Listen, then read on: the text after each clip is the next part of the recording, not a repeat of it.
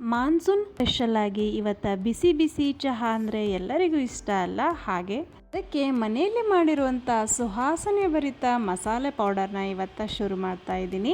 ತಲೆನೋವು ಅಥವಾ ಶೀತ ಕೆಮ್ಮು ನೆಗಡಿ ಇದ್ದಾಗ ಈ ರೀತಿ ಜೊತೆ ನಾವು ಇದನ್ನು ಪೌಡರ್ ಹಾಕಿಕೊಂಡು ಕುಡಿಬೋದು. ತುಂಬ ಚೆನ್ನಾಗಿರುತ್ತೆ.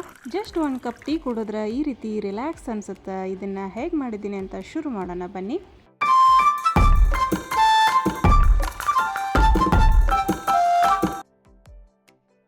ಇಲ್ಲಿ ನಾನು ಕಾಮನ್ ಆಗಿ 1 ಸ್ಪೂನ್ ಅಳತೆ ಪ್ರಕಾರ ತೊಗೊಂಡಿದ್ದೀನಿ. ನಾವು ಟಿಫನ್ಗೆ ಯೂಸ್ ಮಾಡ್ತೀವಲ್ಲ ಸ್ಪೂನು, ಅದೇ ಚಮಚದಿಂದ 2 ಸ್ಪೂನ್ ಅಷ್ಟು ನಾನು ಇಲ್ಲಿ ಏಲಕ್ಕಿನ ಹಾಕ್ಕೊಂಡಿದ್ದೀನಿ. ಹಾಗೆ 2 ಕರಿ ಏಲಕ್ಕಿ ತೊಗೊಂಡಿದ್ದೀನಿ. ದೊಡ್ಡದಾಗಿರುತ್ತಲ್ಲ, ದೊಡ್ಡ ಏಲಕ್ಕಿ ಅಂತಾರೆ, ಅದನ್ನು 2 ತೊಗೊಂಡಿದ್ದೀನಿ. ಒಂದು 3/4 ಚಮಚದಷ್ಟು ಮೆಣಸುಕಾಳನ್ನು ತೊಗೊಂಡಿದ್ದೀನಿ. 1 ಚಮಚದಷ್ಟು ಲವಂಗವನ್ನು ತೊಗೊಂಡಿದ್ದೀನಿ.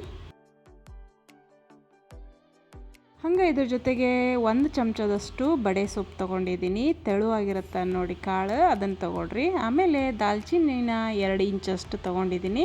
ಇದನ್ನು ಮುರ್ಕೊಂಡು ಹಾಕ್ಕೊಳ್ರಿ. ಈಗ ಇದನ್ನು ಏನು ಹುರಿತಾ ಇರ್ತೀವಲ್ರಿ, ಆಗ ಲೋ ಫ್ಲೇಮಲ್ಲಿ ಇಟ್ಕೊಂಡು ಹುರ್ಕೋಬೇಕು ನೋಡಿರಿ. ಲಕ್ಷ್ಯ ಇರಲಿ, ಹೈ ಫ್ಲೇಮಲ್ಲಿ ಒಟ ಇಟ್ಕೋಬೇಡ್ರಿ, ಹೊತ್ತೋಗ್ತಾವು, ಚಲೋ ಟೇಸ್ಟ್ ಬರೋದಿಲ್ಲ.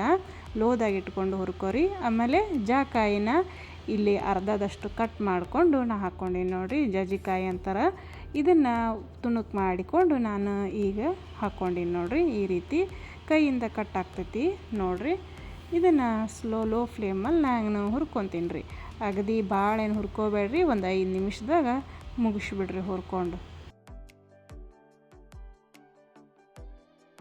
ಆಮೇಲೆ ಇದನ್ನು ಒಂದು ಪ್ಲೇಟ್ನಾಗ ಎತ್ತಿಡ್ತೀನಿ. ಸ್ವಲ್ಪ ತಣ್ಣಗಾಗಲಿ ರೀ ಇದು ಹುರ್ಕೊಂಡಿದ್ದು.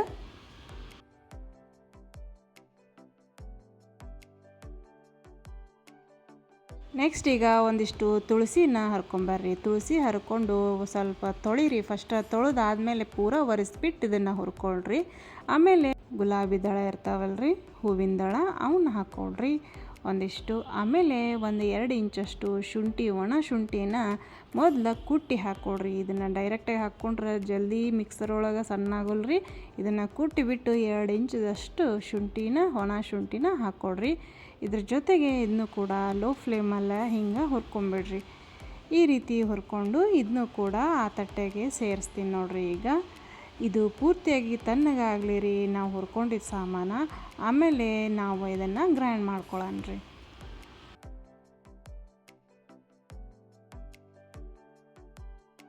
ಈಗ ಹುರಿದಿಟ್ಟಿರುವಂಥ ಸಾಮಾನು ರೀ ಆರಾಗಿದೆ, ತಣ್ಣಗಾಗೈತಿ. ನಾನೀಗ ಗ್ರೈಂಡ್ ಮಾಡ್ಕೋತೀನಿ ನೋಡಿರಿ.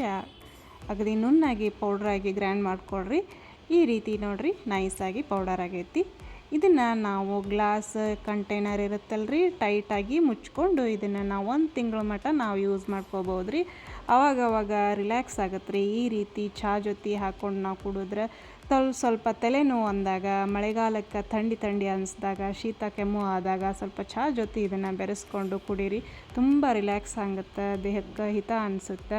ಟ್ರೈ ಮಾಡಿರಿ ಪೌಡರ್ ಮಾಡಿಕೊಂಡು. ಚಹಾ ಅಂದರೆ ಅಗದಿ ಸಿಂಪಲ್ ರೀ. ಒಂದು ಸ್ವಲ್ಪ ಮೆಥಡ್ ಇರುತ್ತೆ ರೀ ಚಹಾ ಮಾಡೋಕ್ಕೆ. ಹೆಂಗಂದ್ರೆ ಅಗದಿ ನೀವು ಎಷ್ಟು ಟೀ ಕುಡೀರಿ, ಒಂದು ಅಳತಿ ಅಂದ್ರೆ 1 ಗ್ಲಾಸ್ ಟೀಗೆ ನೀರು ಹಾಕಿ ಅದಕ್ಕೆ 2 ಟೀ ಸ್ಪೂನಷ್ಟು ಚಹಾ ಪುಡಿ ಹಾಕಿರಿ. 1/2 ಟೀ ಸ್ಪೂನಷ್ಟು ಸಕ್ಕರೆಯನ್ನು ಹಾಕಿರಿ. ಸಕ್ಕರೆ ಬದಲೇ ಬೆಲ್ಲ ಉಪಯೋಗಿಸಿದ್ರೆ ಬೆಲ್ಲ ಹಾಕ್ಕೊಳ್ರಿ.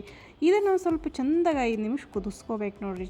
ನಾವು ಸಕ್ಕರೆ ಚಹಾ ಪುಡಿ ಹಾಕಿದಾಗ ಚೆಂದಾಗಿ ಕುದಿಸ್ಕೋಬೇಕ್ರಿ. ಆಮೇಲೆ ನಾವು ಭಾಳತ್ತಿಗೆ ನಾವು ಹಾಲು ಹಾಕಿ ಇದನ್ನು ನಾವು ಮಾಡಿಟ್ಕೊಂಡಿರೋ ಮಸಾಲ ಪೌಡರ್ನ ಸೇರಿಸ್ಕೊಂಡು ಇದನ್ನು ಚೆಂದಾಗಿ ಕುದಿಸ್ಕೊಂಡು ಸೋಸ್ಕೊಂಡು ಕುಡಿದ್ರೆ ಅಗದಿ ಮಸ್ತ್ ಮಜಾ ಟೇಸ್ಟ್ ಇರುತ್ತೆ ನೋಡ್ರಿ. ಅಗದಿ ಹಾಲಿಲ್ಲಿ ನಾ ಯಾವ ಗ್ಲಾಸಿಂದ ನೀರು ಹಾಕಿದ್ದೆ ನೋಡಿರಿ, ಅದೇ ಗ್ಲಾಸಿಂದ 1.5 ಗ್ಲಾಸ್ ಅಷ್ಟು ಹಾಲು ಹಾಕ್ಕೊಂಡಿದ್ದೀನಿ ನೋಡಿರಿ. ಹಾಲು ಹಾಕಿ ಇದು ಚೆಂದಾಗಿ ಕುದಿಸ್ಕೊಂಡು ಆಮೇಲೆ ಪೌಡರ್ ಹಾಕಿಬಿಡೋದ್ರಿ, ನಾವು ಮಾಡಿರೋಂಥ ಮಸಾಲೆ ಪೌಡರ್ ನೋಡಿರಿ. ಬಿಸಿ ಬಿಸಿ ಮಸಾಲ ಚಹಾ ರೆಡಿ ಆಯಿತು.